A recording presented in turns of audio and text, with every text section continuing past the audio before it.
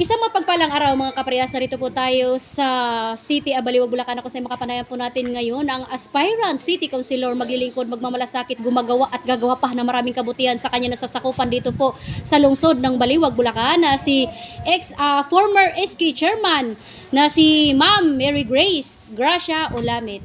Kung si Hello. Hala, kumusta na po kayo? Okay lang po. O- Ito, lumalaban tayo.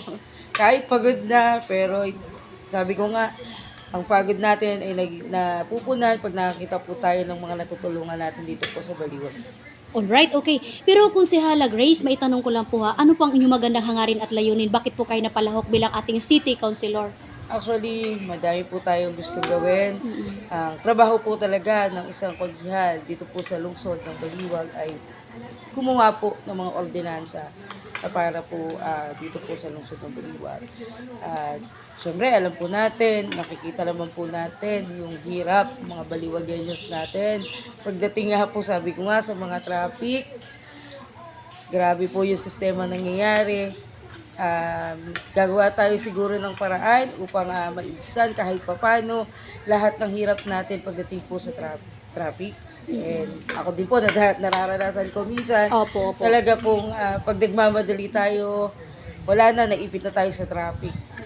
Alam natin mga Baliwagenyo kung gaano kahirap dito ang pagdating sa trapiko dito po sa Baliwag talaga. So gagawa tayo at pagtutulong-tulungan po natin, kasama po syempre ang aking mayor, Madam Kimpo, Vice Mayor Mabel Pascual. Gagawa po tayo ng paraan upang maibsan ang pagdating po sa trapiko po dito sa lungsod ng Baliwag. And syempre, bilang po na tayo po ay naging SK chairman po dito po sa barangay namin sa San Jose, tayo po ay marami na pong napagawa.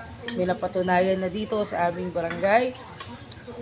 Noong panahon po ng pandemic, alam po natin kung gaano kahirap ang pinagdaanan natin pare-pareho. Pero tayo po, nung panahon na yon, ni singkong doleng, wala po tayong nakuha sa ating barangay. Pero sa pamamagitan ko po, ako po ay nagbibigay po ng tulong sa aking mga kabarangay. Talaga pong gumagawa ako ng paraan upang matulungan sila dahil ang hirap po nung panahon na yon na hindi po sila lumalabas. At tayo po ay nagbigay ng alcohol, personal hygiene kit. Nagpakain po tayo sa mga tao po dito dito po sa aking mga kabarangay ng San Jose. Napakahirap po ng aking pinagdaanan kasi nung panahon po talaga na yon ay hindi po talaga kami okay po ng kapitan. Pero bagamat tayo po ay gumawa at naging instrumento din po doon si Mayor Madep Kimpo na siya po talaga yung tumulong sa akin. Nagpapadala po siya sa akin ng panglugaw. Ibababa mo na lang. Ibababa mo na lang sa mga kababaryo mo para mapakain mo. So, sabi ko nga, yun pa lang talagang ang Mayor Madrid po ay talagang tinutulungan tayo. And syempre, pagdating po sa larangan po ng sports, tayo po ay ilang beses na po tayo nakapagpaliga dito po sa ating barangay. At nakita naman po natin at nakikita ko naman po kung ano po ang progreso po na nangyayari dito sa lungsod ng Baliwag, pagdating po sa larangan ng sports. Talaga pong tawag dito, may kakulangan pa na gusto pa nating dagdagan. Hindi lang po tayo pagdating sa basketball, hindi lang po tayo pagdating sa volleyball. Siguro bibigyan natin ng pagkakataon lahat ng sports na kaya nating i-implement or gawin nating aktibidad po dito sa lungsod ng Baliwag. Alam naman natin na ang basketball, sabi ko nga, nililibre ang uniforme. Siyempre, pagdating sa volleyball, pag tayo pinalad, ganun din po ang gagawin natin. Ililibre po natin lahat ng uniforme po ng mga mandalaro dito sa lungsod ng Baliwag. At higit sa lahat, hindi na po tayo magpapabayad ng ban. Kasi yan po ay may budget naman para dyan, para sa inyo, mga kababayan ko po dito sa lungsod ng Baliwag. And syempre, last, nakita naman natin ang mga kabataan po talaga na nade-depress. Nakita po natin yung ang dami na talagang kinukulang po tayo sa bilang isang kabataan po, nararamdaman ko po kayo na pag dumating tayo sa depression, ano po tayo, parang hindi po natin kayang kumausap sa magulang natin, di ba? Hindi po natin kayang i-open up pagdating sa pamilya natin. Opo. So gagawa tayo ng hotline kung saan po pwede tayong humingi ng tulong, pwede tayong maghingi ng advice kung paano natin gagawin ang pinagdadaanan natin sa buhay, of course. Siyempre, katulad ko nga po, sabi ko nga, meron po tayong mga naranasan na ganyang senaryo na sobrang hirap nilang mag-open up pagdating sa pamilya. Kaya gagawa tayo ng paraan upang makatulong tayo sa mga kabataan na talagang pinagdadaanan po. May pinagdadaanan po sa buhay. Okay, so yun po yung magandang hangarin at layunin ninyo at ang yung nais nyo pong i-share ng mga gampanin dito po sa ating lungsod ng Baliwag. Alright, okay. Para lang po sa kalaman ng lahat ng ating mga kababayan, bilang opinion nyo po at bilang sa pananaw nyo lamang, Consi Grace, ano po ang nakikita nyo pong dapat i-priority at bigyan pa ng pansin dito po sa ating City of Baliwag, Bulacan? Sa aking pananaw po talaga, isa po talaga sa aking gustong gawin dito po sa lungsod ng Baliwag. Pagdating po sa senior citizen, syempre, ang aking mga magulang na senior na alam ko po yung nararamdaman ko po sila. At minsan tinatanong po nila ako, bakit ganun? Para naman sa aming mga senior yon, bakit hindi kami nakakatanggap? Bakit pinipili pagdating po sa pensyon, pagdating sa biyaya na nanggagaling po sa ating lungsod. Sabi ko nga, hayaan mo, pag pinalad ako, talagang isa po sa mga tutulungan natin ay pagdating po talaga sa mga senior citizen, mga lolo't lola natin dito sa lungsod ng Baliwag, ay talaga namang bibigyan natin ng,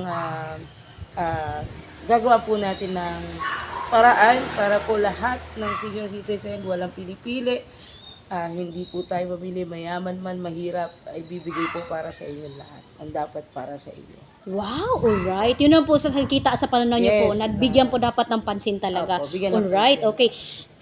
Konsihala Grace, para po sa kalaman ng lahat, sa hindi pa po gaanong nakakilala sa inyo, ipakilala nga po natin kung sino po si Konsihala Mary Grace Gracia Ulamit. Ayan. Ayan, ako po si Mary Grace Gracia Ulamit po from Barangay San Jose. Dati po tayong namuno bilang President Federation Pag-asa Youth Association of the Philippines dito po sa lungsod ng Baliwag. Yun po ay mga out of school youth, and then pagtapos po natin doon, tayo po ay naging SK chairman po dito sa aming barangay, dito po sa barangay lang San Jose. Tatay ko po ay isang technician na gumagawa po ng mga aircon, ref, baka kilala nyo pa nga, sigurado mas kilala nyo pa yon kaysa sa akin. Siya po ay, ang pangalan po ng kanyang negosyo ay, family name po ng negosyo ng tatay ko is Alfemar. Opo. And kilala po yan sa pagdating sa paggawa po talaga ng mga ref at aircon. Opo. And syempre, ang aking mga kapatid, sigurado naman po, nakilala nyo din sila. Talagang sila po ay mga Zumba instructor. Na Opo. kada bumababa po ako dito po sa lungsod ng Baliwag, mas kilala pa po yung mga kapatid ko kaysa sa akin. Pag nakita po yung apelido ko, sabi, kaano-ano mo si Alan, kaano-ano mo si Maricel. Opo. Yun po ay aking mga kapatid. Yan po sa lahat na nagsusumba, kapatid ko po iyon. Kaya nga po, pag bumababa ako, Konsi, sumayaw ka naman. Sabi ko nga po, hindi ko ginagawa yon, pero para sa inyo, ginagawa ko po yun. Napapasayaw po kayo. Oo po, napapasayaw tayo. Ayan, and syempre, sabi ko nga, si Gracia Ulamit po ay simpleng mamamayan lang po dito sa lungsod ng Baliwag. Hindi po tayo mayaman, pero kaya po nating tugunan kahit papano lahat ng lumalapit po sa atin dahil alam ko po kung gaano kahirap na lumapit sa isang talagang aspirant po na lumalaban po talaga dito sa lungsod ng Baliwag. Naranasan ko din po manghingi. Dati po, hingi tayo ng tulong. Oo. Saan po tayo nakakalapit. Opo. Na naranasan ko din po kung gaano kahirap manghingi ng tulong sa hindi ka bigyan ng tulong. Opo. Hindi binibigyan ng importansya. Kaya po kay Konsihala Gracia, pumunta po kayo sa amin, pumunta po kayo sa akin. Kahit pa paano, magbibigay tayo ng tulong para sa inyo. Ayan, kasi dama ko po kung gaano kahirap. Ramdam ko po kayong lahat, mga kabaliwagayan ko. At lastly, ayun nga po, lumalaban po tayo bilang konsel po dito sa lungsod ng Baliwag. Opo. Sana po, pagtulong-tulungan po natin, maiba naman, sabi nga, 10 kami. At sa akin pong mga kabaliwagenyo, sana po ay matulungan niyo po ako sa laban na to. Ngayon pong May 2025, pagtulong-tulungan, pagsikapan po nating itaas at ilaban po ulit at ibalik ang ganda dito po sa lungsod ng Baliwag. Alright, okay. Pero kung nanonood po ngayon ng ating minamahal na mga kababayan, ano po ang inyong nais na mensahe para sa kanila na kayo nga po ay subukan, mahalin, magserbisyo sa ating lungsod? Actually, sabi ko nga, kada bumababa ako, kinakausap po ako ng mga iba't ibang klaseng tao dito po sa lungsod ng Baliwag. Sabi ko nga po, subukan nyo naman. At pag hindi nyo po kami nagustuhan, ako nagustuhan sa paglilingkod ko ng 3 taon, pwede nyo pong ibahin. Sabi ko nga, subukan nyo ako ngayon. Pag hindi nyo ako nagustuhan, palitan nyo. Madali naman po magpalit, di ba po? Opo, opo. Pero sabi ko nga, gagawin natin ang lahat ng makakaya natin. Dahil po, ang sabi ko palagi, pag nagsasalita po ako, ay hindi po ako nangangako. Dahil ang pangako po ay napapako. Tama. Pero may pangarap po ako sa lungsod ng Baliwag. Dahil naniniwala po ako na ang pangarap ay natutupad. Muli, ako po si Mary Grace Gracia Ulamit. Lumalaban po bilang konsehal po dito sa lungsod ng Baliwag. Pagtulong-tulungan po natin, ipanalo po natin at ibalik po natin ang ganda ng Baliwag. Ako po ulit, si Konsehala Gracia Ulamit from Team Kimpo Pascual po, number 23 po sa Balota. Ngayon pong darating na election 2025. So sana po pagtulong-tulungan natin, suportahan po natin ang aming Team Kimpo Pascual. Kasama po ang inyong lingkod. Number 23 po sa Balota. Uulitin ko po ulit. Huwag niyo pong kakalimutan. Kahit yun lang po ang tandaan ninyo. Napakadali pong tandaan. Bakit po? Sabi ko nga, Jordan lang. Di ba? Michael Jordan lang. Tandaan niyo po. Yun po ang numero ni Konsehala Gracia Ulamit. Muli, maraming salamat po, Baliwagenyo. Pagtulong-tulungan po natin ibalik ang ganda ng Baliwag. Maraming salamat po. Alright, okay. Yan po mga kapresa, nakapanayan po natin ngayon ang aspirant city councilor dito po sa City Abaliwag, Bulacan na kung saan ay handang magmamalasakit, maglilingkod, magsiservisyo sa kanyang nasasakupan o sa kanyang mga kababayan sa lungsod ng Baliwag, Bulacan. Magandang araw po mga kaprehas. Lay Castro po ng Parehas News. Ingat-ingat po kayo kung si in your family girl, sa sol. Thank you so much po. Mabuhay ka kung si Grace hanggat gusto mo. Ayun! Hello po. Thank you.